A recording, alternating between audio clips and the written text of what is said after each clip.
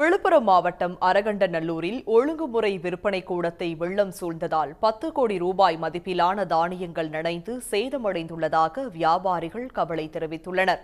கனமழையை தொடர்ந்து சாத்தனூர் அணை, துறிஞ்சல் ஆறு மற்றும் சுற்றியுள்ள ஏரிகளிலிருந்து வெளியேறிய நீரால் அரகண்டநல்லூர் பகுதியை வெள்ளம் சூழ்ந்தது.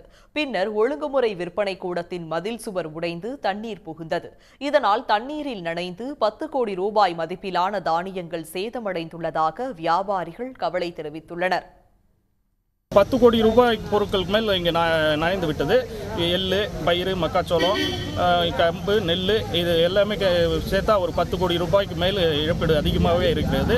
இதை அரசு நிர்வாகம் தகுந்த நடவடிக்கை எடுத்து நிவாரணம் வழங்குமாறு தாழ்மையுடன் கேட்டுக்கொள்கிறோம்.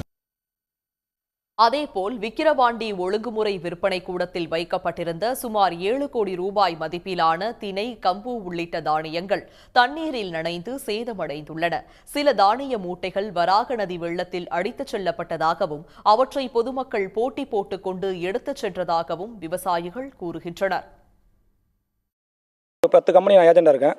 என்ன சம்மந்தப்பட்ட கம்பெனிக்கே 4000 மூட்டை கம்பு, ஒரு 2000 மூட்டை மலாட்டக்காய், ஒரு 400 மூட்டை உளுந்து, இதெல்லாமே தேனை, பனிப்பயிறு எல்லாமே இருக்குது. இதில் என்னுடைய இப்போ ஓவரால் மதிப்பு 7 to 8 கோடி வரும். என்னோட மட்டும் ஒரு 1.5 கோடி வருவேன். இந்த நாசத்துக்கு உண்டான இழப்பீடு கிட்டத்தட்ட ஒரு 6 to 7 கோடி ரூபா வரும். நான் என் சம்மந்தப்பட்டதில் ஒரு 5-6 ட்ரேடர் வச்சுருக்கிறோம். இந்த 5-6 ட்ரேடருக்கும் கம்பும் மலாட்டக்காயும் கிட்டத்தட்ட என்னுடைய சம்மந்தப்பட்ட கம்பில் ஒரு 700 மூட்டை கம்பும், ஒரு 350 450 மூட்டை அளவுக்கு காயும், 35 50 மூட்டை அளவுக்கு தினையும், ஒரு 75 மூட்டை அளவுக்கு நெல்லும் காணா போச்சு. ஊறி போய் மக்கி போகிற கண்டிஷனில் இருக்குது.